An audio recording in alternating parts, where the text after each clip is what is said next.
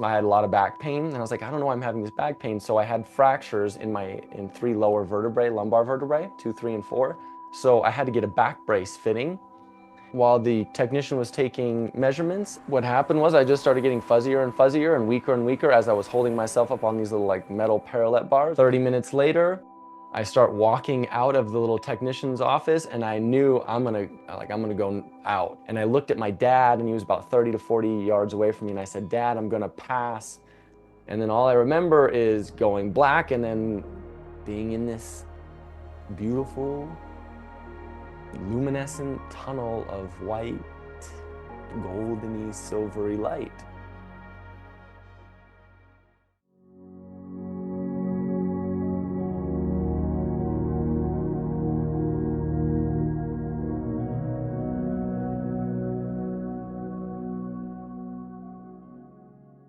My name is Tavcar. I am currently a mind, body, spirit life coach. I work primarily in the fitness facility, in the fitness world, but I do a lot of, I also do quantum healing hypnosis therapy or technique, which is a form of hypnosis where you can kind of contact your subconscious, your inner being, and have conversations that way and get healing, physical, mental, emotional, spiritual healing. And yeah, I do life coaching on the side as well. And I had an NDE at 14 years old while I was in the midst of going through treatment for leukemia. I was the golden boy. Everything was going well. Girls liked me. I was successful in everything that I tried, and it seemed like I was going to have a pretty easy life. Great parents, great family, 2 younger brothers. Um, You know, I couldn't have asked for a better upbringing from the people that were surrounding me. And then I was diagnosed at 14. I went into remission pretty immediately. I then relapsed at 16. And at 16, I had a bone marrow transplant. And when I was 21, I was finally considered cured. So leading up to the day, I had been in the hospital pretty consistently for about 2.5 months at that time. I was diagnosed in August, late August of 2001. Did my first 30 days in the hospital, an induction phase where they give you, lots of chemo to try to get the leukemia into remission. So my body had lost all the muscle that I had gained. My young 14-year-old physical body had lost all the muscle. I still have all the stretch marks on the side of my legs from losing that muscle so rapidly. Got out of the hospital. 2 days later, the Broviac catheter that was in my chest it was pretty much acting as a permanent IV, clotted. I got an infection, so I had to go back to Oakland Children's Hospital.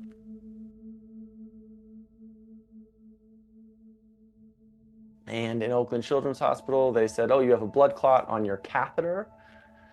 So we're gonna have to give you an angioplasty, which I just had another one 2 weeks ago. Unfortunately for me, but I had an angioplasty where they had to remove the clot and take the catheter out. Had the infection, spent another 5 or 6 weeks in the hospital. So it was about, all in total, about 10 weeks of hospital time. When I got out of the hospital, when I realized that I had started getting out of the hospital, started walking, my lower back, my lumbar vertebrae, had collapsed. I had a lot of back pain, and I was like, I don't know why I'm having this back pain. So I had fractures in 3 lower vertebrae, lumbar vertebrae, 2, 3, and 4. I had these compression fractures. So I had to get a back brace fitting, and that's the day that I was going to get the back brace fitting. And so I just woke up, got some blood draw. They took some blood, and then went to the back brace technician. It was just a little office, off a side street. So because my body was so depleted from that 10 weeks of chemotherapy, an infection, my spine collapsed, all types of things. So my body was just so depleted. I was at the lowest point physically that I'd been in my whole life up to then. And so I was just kind of hanging out on these little parallel-like bars while the technician was taking measurements. And as he was taking measurements, I started to feel fuzzy, which I'd felt many times prior to this. I'd probably passed out 5 to 10 times already, just from like low blood counts, being weak, all that stuff. And what what happened was I just started getting fuzzier and weaker as I was holding myself up on these little like metal parallel bars as he's taking my measurements. 30 minutes later, I start walking out of the little technician's office, and I knew I'm gonna go out. I can feel myself. So I just tried to walk as fast as I could to my dad's truck. My dad was with me with Jake was 4 at the time, my 4-year-old brother at the time, and they were kind of trailing behind me because my dad was talking with the technicians. They were friends from like music industry. And I sat on the lip, the little part where you step up into the truck bed, not the actual bed itself, but just on the lip of my dad's truck, put my elbows on my knees, and that tunnel vision just started like coming in. And I looked at my dad, and he was about 30 to 40 yards away from me, and I said, "Dad, I'm gonna pass." And then all I remember is going black and then being in this beautiful, luminescent tunnel of white, goldeny, silvery light. And I just felt this beautiful liquid, I like to call it like liquid love, this just being immersed in this state of peace and serenity and ease and flow and love. And then I looked forward and I saw this shadow figure, the silhouette shadow figure that I immediately thought, oh, that's my Grandpa Joe. He's my dad's dad who had died when I was 7. And he was just this silhouette with like a trench coat on. And so we had this, telepathic communication, and it seemed like it went on for forever, but all that my conscious mind took back with me was that him saying, "You're gonna be all right, you're gonna be okay, you just have to keep going. You're gonna be all right, everything's gonna be okay, you just have to keep going." And so it seemed like we just existed for forever in this space, and it was just, bliss, just pure bliss. And then all of a sudden, I felt myself get sucked back, and then all of a sudden, I was in my body, and I could, I couldn't really move my nervous system. My nervous system was just like not online. But I could hear my dad going, Zach, wake up. Are you okay? Zach, you okay? And then a secondary voice saying, is he okay? You want me to call 911? My dad's like, no, he just passed out. He's okay. And so I was able to, I couldn't really open my eyes or move yet, but I was able to speak somehow. And I just said, I can hear you. I just can't really move yet. Excuse me. And so when I did open my eyes, I had my dad kneeling over me and my little brother over his shoulder, terrified, and then this third guy who happened to be a bystander who saw me fall over and pass out. And then we just got me up, and my dad got me to his truck, and he took me to the healthiest place possible, McDonald's, and I had like something to just get my blood sugar up and, whatever, nourish me as much as McDonald's can nourish you. I hate to hate on McDonald's. But then, I just kind of just had this image in my mind, like I couldn't get that kind of that experience out of my head. So I was trying, I'm 14, and I was trying to rationalize it. And I just was like, that's just a weird, crazy, weird experience. Maybe I hallucinated, I don't know. So then my dad, I told him a few weeks later, because I just wanted him to know. We were getting closer at that time, like really close. And I just, pulled him aside and said, I don't want to like freak you out, but I saw Grandpa Joe in this tunnel of white light when I passed out. And he got pretty concerned. He was like, oh my God, what did he say? Did he say you're going to die? Like, I'm going through cancer treatment. And all of a sudden his son sees his dead dad. And I was like, no, he said, everything's going to be okay. Everything's going to be all right. I just have to keep going. And I said, but it was weird because I saw him in a trench coat, like a long trench coat. And I'd never seen him in a trench coat up until that time. Like I'd always known him in just short kind of business jackets, like, 4-piece jackets or whatever, 3-piece suits.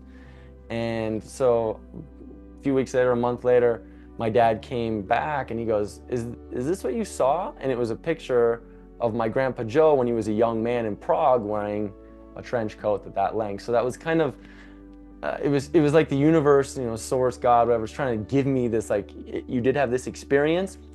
And I wanted to truly believe it, but I still was, at 14, it was like, that was really real. It was very vivid, but my brain still couldn't really integrate that yet. And that was the experience.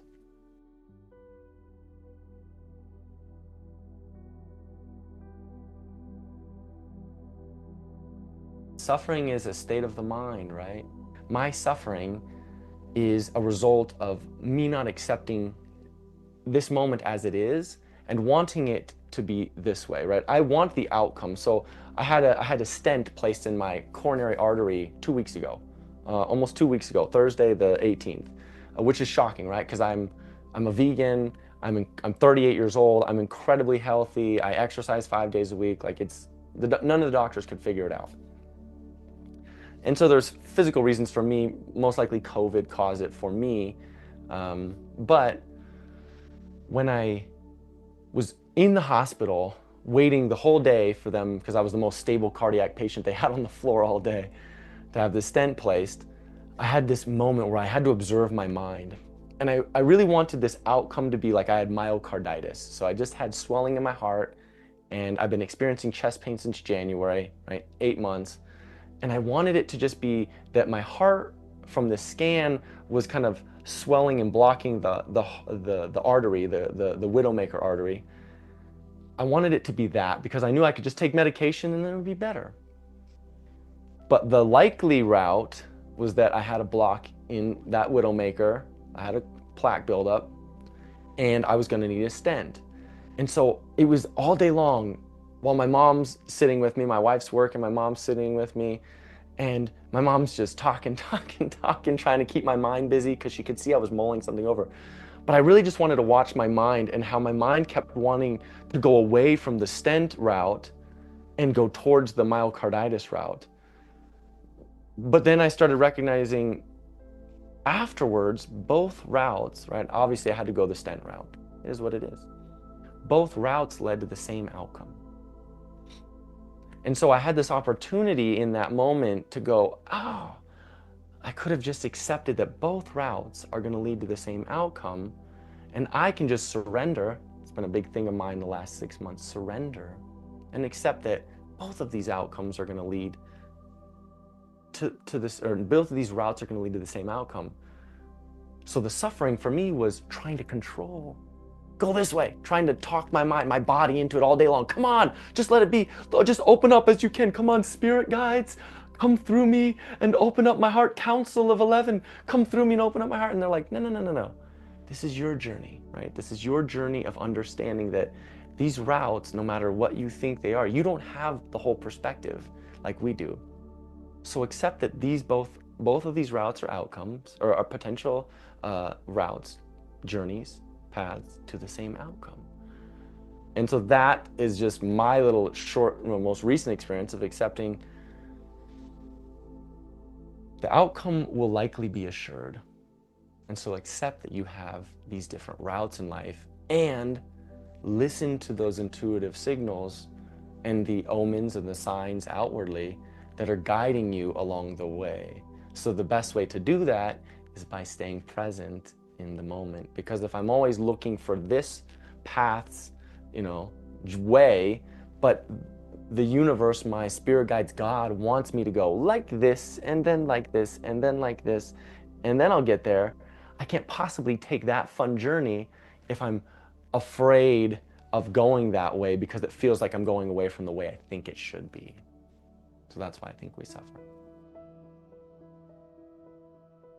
I took away that everything is fine in the end. Like the fear that we possess in our daily lives and in the fear of the unknown and what's going to happen afterwards, the peace that I felt, it assured me that like that is where every human being at the end of their physical existence will go, regardless of how good or bad you were.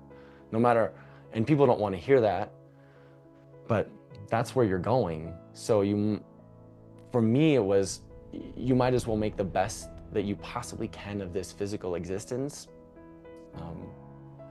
Unfold your own myth, right? Unfold your own journey and be present with every moment that you possibly can be, because those moments are what make the journey back there so much more enjoyable.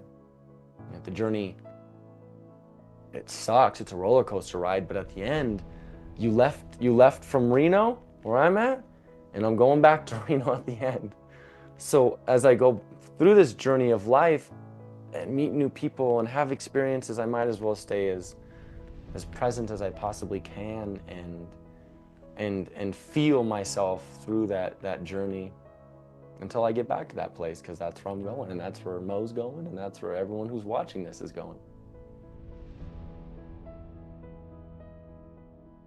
If I could tell people one thing, I change this every time somebody asks me that question.